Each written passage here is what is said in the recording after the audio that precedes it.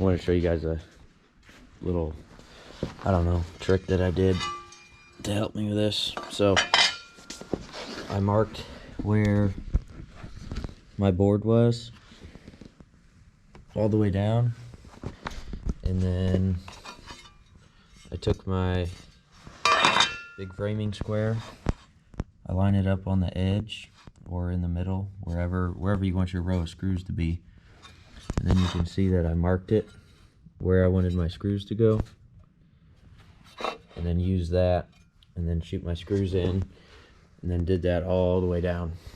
So that way when I stand these on their side and I start putting in my braces there, my studs, I already have my screws in the right spot. All I got to do is line them up on my marks and I'm good to go. And when I made my marks, I butted both boards up like this. I butted them up all the way down, and then again just took my square, made my mark, and then I rolled my tape measure out wherever that thing went. I did 16-inch centers, that way it didn't hit any of the T-nuts. Measure out my 16, my 16, my 16, and then I came back and marked them both.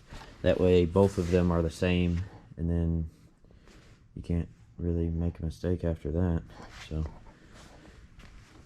yep, keep going on it. Day 3.5, 4.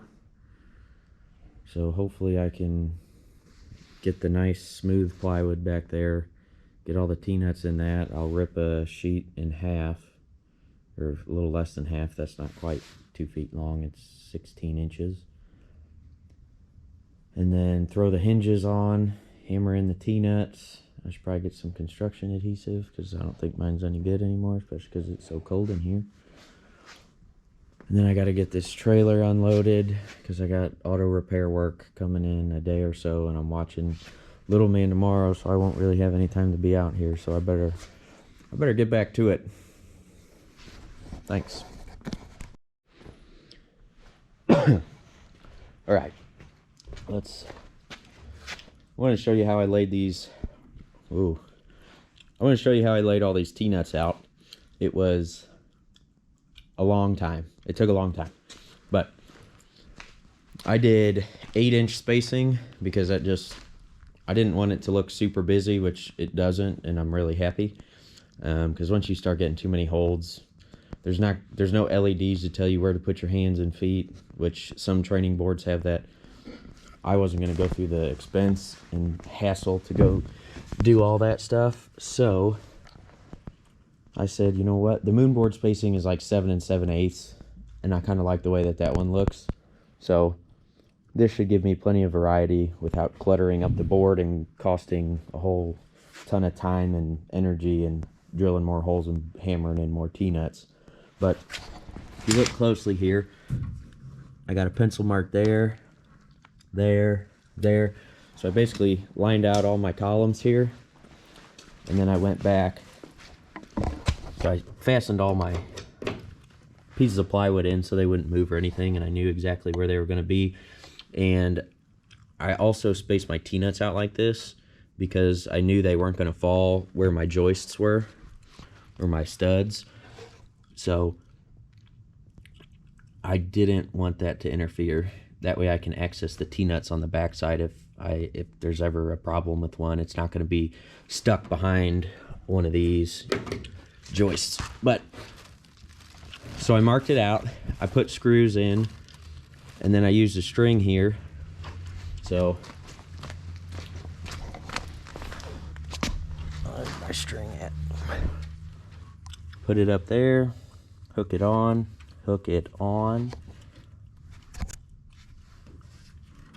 line it up with your mark,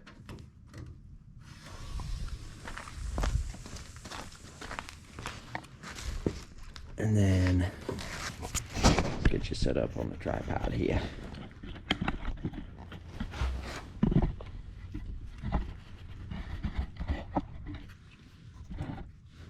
Okay,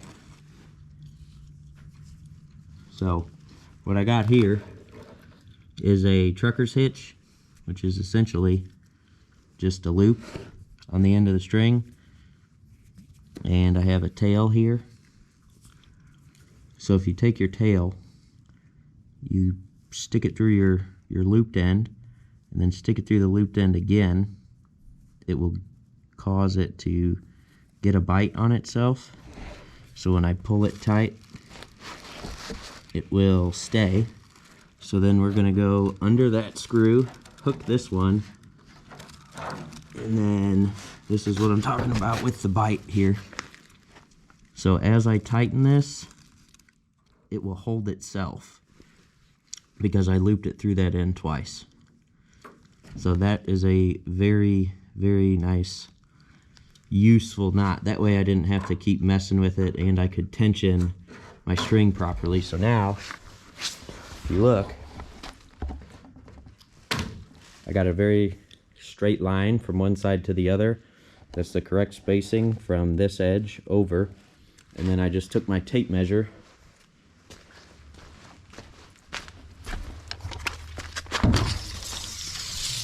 held it out, and I knew that roughly so 4 inches from an end, and then every 8 inches. And you can see I tried to mark the string, but the string stretches, so I wasn't getting consistent results. So I just ended up running the tape measure all the way across, and then all I did was take a Sharpie and just put a little bitty line on each of these. And that way, when I went through with my drill bit, I drilled through. And when you drill through these, you want to drill through the face towards the back, from the front to the back. So this is how my wall's going to sit. And so I drilled from this side down, because when you drill through wood, you get typically like, oh, I ate too much food for Thanksgiving, and then you get a big blowout the next day. That's what happens on the back side of this board.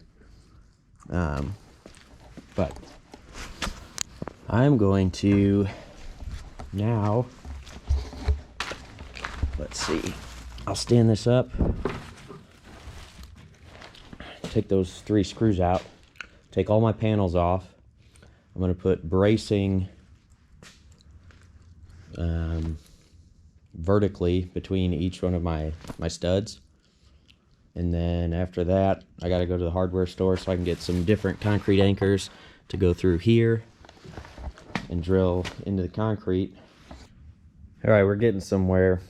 So when you work by yourself, you got to think things through before you just start doing them a little bit more than you would if you had help. So I put my bottom layer of plywood on first. That way I basically have a ledge to set my next pieces on top of. So I'm going to get the scaffolding, I'll lock the casters on, somehow figure out a way to get the plywood up. Maybe I'll lean the wall back over and sit on my back, and I don't know. I'll figure it out. But I've already got my holes in the plywood because I've already screwed it into my frame. So I have those as a guide to make sure I'm in the right spot. This piece is screwed on again, like I said. That way I have a ledger and I can set the next piece on top of that, kind of like, I guess, stacking drywall or something. But so to get this big frame here, 8x12, I got to flip it over, and then I got to figure out how I'm gonna mount it to the hinges. And I came up with an idea in my head, but we're gonna see how well that works.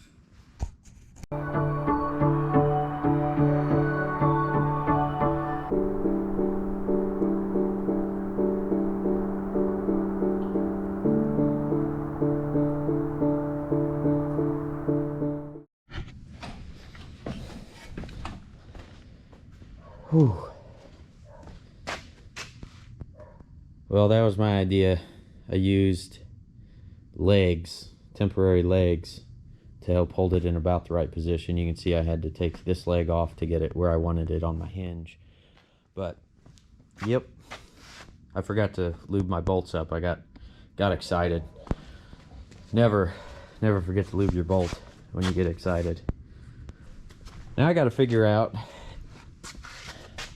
how to tilt it up. I think I'm gonna go wrap something around that post and then come down to somewhere around here and then loop it around probably that joist there and start pulling, and we'll see what she does.